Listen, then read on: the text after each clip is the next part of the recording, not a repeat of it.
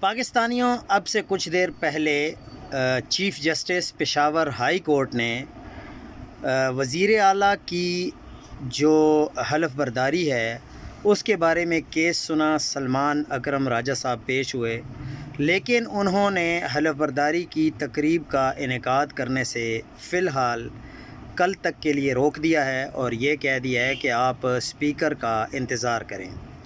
ابھی مولانا فضل الرحمان سے نواز لیگ کے رہنماؤں کی ملاقات ہوئی ہے۔ وزیر اعلیٰ خیبر پختونخوا کے الیکشن کو غیر آئینی قرار دے دیا گیا ہے۔